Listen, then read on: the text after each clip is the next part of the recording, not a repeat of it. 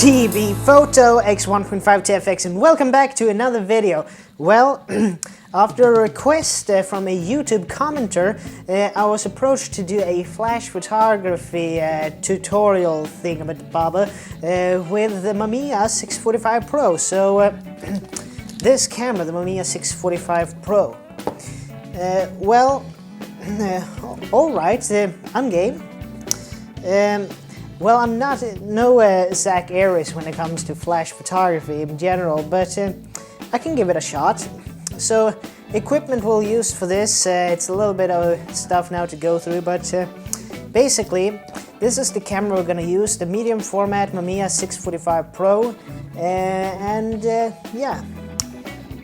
we are gonna use, on the camera now I have mounted the 80mm 2.8, which is basically the kit lens that this camera comes with. But if I'm gonna do a recommendation, if you are in for this camera and you just want one lens to rule them all, yeah, reference, I know, but anyway, if I could do a recommendation of one lens only for someone to use with this camera, it would be this guy right here. And what is it? This is the Mamiya Sekor C 105 to 210mm zoom lens, and this is a constant f4.5, and it's the ULD version. And what does ULD stand for?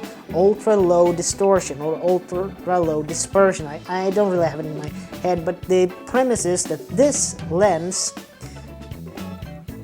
I'll come back to it later because we have some stuff that we are going to go through. But anyway, if you're just going to have one extra lens for a Mamiya 645, that's my pick. It's a very good general purpose lens.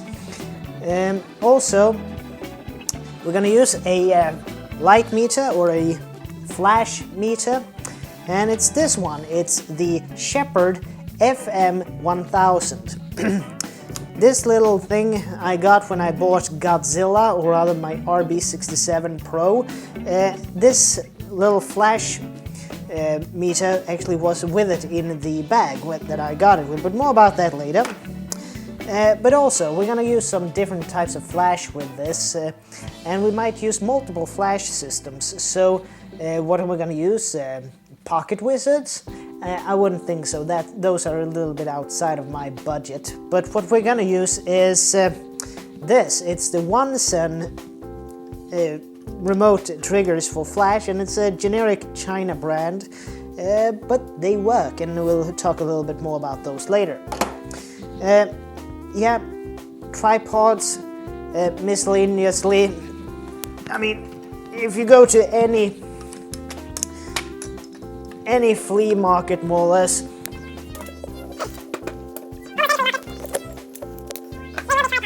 I guarantee you, any flea market, and there will be tripods. So, doesn't have to be any fancy brands. I mean, I use these for everything. I use them to hold flash, I use it to hold cameras, I use them to hold lights, anything. I mean, duct tape and cheap tripods. As Zach Aries would say, a photographer's job is to be a problem solver. And sometimes it's just to get along with what you have, and these cheap things. As I stated before, go to flea markets for these kinds of things like tripods, because 99% of the time they don't really know what they're selling. Yeah, but that's anyway, miscellaneous tripods. Let's see here now, what do we have more? Well, what film am I gonna use with this camera? Well, here I might be doing a flame war in the comment section, but this is what I'm planning to use. Lomography 100 ISO color film. So it's a 3-pack, they come in a pack of 3s from Lomography, and yeah, they come in these generic packages. I mean, they're brilliant films for what they are. I mean, we'll talk a bit more about them later, but now we're just going to do an overview. The flashes that I'm going to use, I'm going to do a little bit like so maybe, so everything, or at least most of the things, are in the screen. But the flash units we're going to use, first of all, I have one little bit more professional flash unit. This one you might... I haven't been able to find anything on the internet about this unit. It is a vintage unit, but it's called the Comet Twinkle M. I thought first it stood Twinkle 2, but it's an M. So Twinkle M, Comet Corporation, made in Japan. So this is a little bit of a strobe type flash. You have a extension cord that you twist in like a light socket on the back. Old thing, but it works.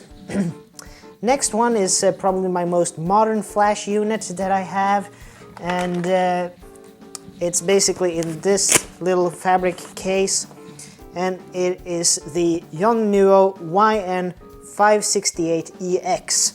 This one actually was recommended by Tony Northrup, channel link in the description, and it's a cheap speed light that just works, in my opinion. It just works. So yeah, there we have it. Also, if we go back to the Comet, you have the cord for the Comet flash. It uses a PC port and some kind of proprietary 4-pin connector. So that's also a little bit of the stuff we're going to use. And last speed light that I have here for the moment, might be using some other stuff as well. Vivitar Series 1, this is the 600 CR. So yeah, that's basically it. And if we want to do some light modifiers, when I'm doing these videos, I'm actually lighting this with 2 IKEA bed lamps, actually, with some remote control. With some remote control colors you can see here, so you can really get some funky different types. So I can actually do both of them so they have different colors and so on, so I can mix and match a little bit however I want it. So yeah, you can get some really neat effects with it, but for now on, just put them back on. What did I have? Yeah, there. So you can see, you can have some different little, budget types of things to do your photography and make it interesting. But also for light modifiers, maybe some arts and crafts paper, that you just go to a local arts and crafts store and buy. You can get gold, silver, black, white, big sheets of paper that are basically very inexpensive. So that's a little bit of the things that I think we might use. So the plan for it then. The camera then, the 645 Pro, we have 16 exposures to play with each roll of 120 film. So we're going to use this Lomography flash. So we have a little bit of a dilemma with the 645 Pro. The difference I have pointed out in several videos is that the 645 Pro does not meter with flash in mind. In other words, it will only, it has a focal plane shutter in it. Contrary to its bigger brothers, the RB67 and the RZ67, and the most of maybe like the Hasselblad 500 series. The difference is that all of those cameras have leaf shutters that are built into the lens of the camera units. That means that it has flash sync at any shutter speed. But the dilemma then with the 645 Pro, first, it doesn't meter for flash, and secondly, it has a maximum shutter speed. The fastest it will sync with flash, since it's a focal plane shutter, natively is 1/60th of a second. Maybe the D7200 that is filming this has a maximum shutter speed of 1/250th of a second, and also my Nikon F801 also have a maximum flash sync speed of 1/250th of a second. But that's a little bit of the essence of these cameras. But that's when this little gizmo comes into the picture, the Shepherd FM1000. This is actually a really great little piece of kit because it can meter both. It can both take a meter of what should we call it? A flash or ambient light. And with ambient light, you basically have it just the sensor, and with flash, you put this little white dome over the sensor. And you can, measure out receptacles and so on with it. So it works, but you have to do a little bit of a workaround. The only little problem is that if I'm just going to use the Comet, for instance, I can do very easy flash meters with it, because the Shepherd on the side here actually has a, a PC port, so I can actually connect a flash PC cable with this little light meter. So that's a little bit of a neat little trick that this can do. But since I'm going to use the 1-sen flash metering, I mean, the 1-sen flash system is basically a glorified car door remote, but it works. So basically with these two, I basically have to synchronize and press both buttons simultaneously to get a flash reading. So it's a little bit of a low-tech way of metering flash, but hey, it works. And stated once again, photographer job, be a problem solver. Yeah, and what do I have? Oh yeah, lenses. I mean, this lens, the Mamiya Sekor 105-210, it's the ULD as stated. I got this after reading some online forums where a lot of former wedding photographers really praised this lens to high heavens, that it, I think it was photographryreview.com. If you go to, I might put a link in the description, but if you go to their website, this lens really had some really great reviews, because they said that this has the exact same image quality than its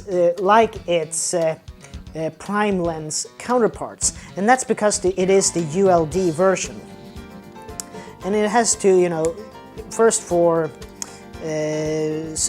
focus, it goes from infinity to 1.8 meters, so basically you can round it out to 2 meters away from the lens. So that's a little bit of the Achilles heel, that you need to have a little bit of distance between the lens and the subject, so it's not a close focus lens by any means. And then you have the internal zoom mechanism, so it's an internal zoom between 105 millimeters to 210 millimeters. So it's not a huge zoom range, but I mean, this became my mainstay lens for a while with the 645. It's brilliant. If you're gonna just get one lens for it, these are very cheap today. There are converters, so you can use these on modern day digital cameras, and it's a wonderful, beautiful lens. Really recommend it. If you're just gonna get one, get that one. Okay, the film. Well, I've stated for some time now that Lomography is not just for taking images with insanely low-fi cameras like the Lomo, like the what are they called now, the Dianas and the Holgas. I mean, this is a great film actually. I've used it a little bit before, and anyway, Lomo Color 100 ISO 120. It's a C41 process film, so you can do this. I do this at home in the laundry room, so it's a great film to use and develop yourself. I have an older video about that, link description. And if you read about this film on some forum pages, it seems that a lot of old, more photographers with a little bit more experience than me with film photography, they say that this film is very, very similar to a old, what is it called, AGFA, AGFA, AGFA Optima, or similar. But a lot of AGFA color films, This one is very much similar in structure and grain quality and so on. So yeah, it's a great general purpose film. So yeah, and then you know, I talked a little bit. 110 flash trigger system. The nice thing about these, they're very inexpensive. I bought these on eBay from China. They're extremely good.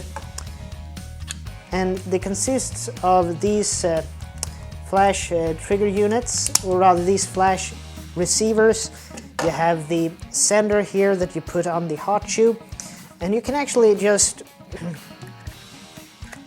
put it on the hot shoe of the camera, like this one here.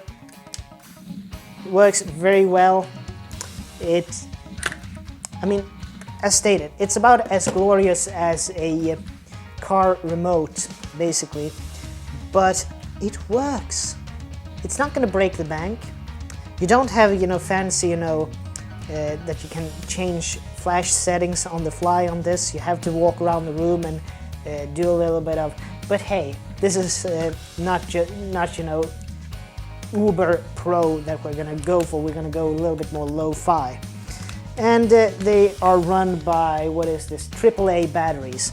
I'm using a local electronics chain's own proprietary rechargeable batteries. I'm using it both AA and AAA.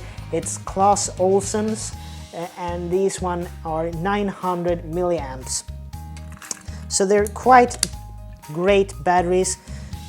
I also use them in, you know, the Young Novo.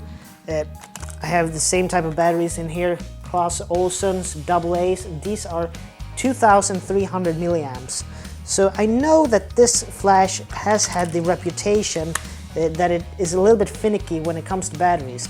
But with these batteries, rechargeable, I never had any problems. So basically, this was recommended to me by Tony Northrup, and it's brilliant. It has everything you need, nothing you don't. It's a great speed light. You have it, you know, the articulated and so on, and it has all the features that you want. It has ITTL, you have full manual, and it can also be an optical slave flash. So when I started out with the D7200, I actually utilized the pop-up flash on the D7200 because that can be used as a commander flash, and this can be a slave flash. So it's a very, very versatile flash, and now I have to do a reset so we can continue this first part of film flash photography with the D6 or the Mamiya 645 Pro. So just a jump cut now, stay tuned. Okay, and we're back. So basically, also as I said, comment unit, proprietary 4-pin design. I don't really know anything about it. But it's a great piece of equipment, because this actually I got from my dad. They were cleaning out an old storage locker at his workplace, and they found this, and it was basically gonna go in the trash, but he took it home to me to play with, and thank you very much. It's a brilliant little piece of kit. Yeah, what else do we have? Yeah, also the Vivitar Series 1 600 RC. Well, this is a flea market find that people just basically throw at you. Also in this it's GE Power Bank 2100 rechargeable batteries, and it basically just works. It's one of those, you have a little bit of flash zoom with this. You can zoom between wide angle 28mm to 105mm. So basically you can use this as a spotlighting, or you can basically trim it up to a little bit more wide angle as well. So it just works. And if you need to, you know, change the you know, flash setting on it, you have a little slot here for, you know, card holders and so on. And as I stated, we have some arts and craft paper that you can do different types of, you know, flash modifiers with. So yeah, that's basically it. And tripods, we've been into that. basically go to any flea market and you will have, they will basically throw them at you because they just want to get rid of them many times. But anyway, this is the overview of the kit that I think we're going to use, and yeah, I think we're going to do this to a little bit of a series as well. But anyway, as for now on, this is Tobias Bergström from T.B.Photo X1.5 to FX, and I would like to see you guys in the next video. And as always, please like, share, comment, and subscribe, and I'll see you later. Bye.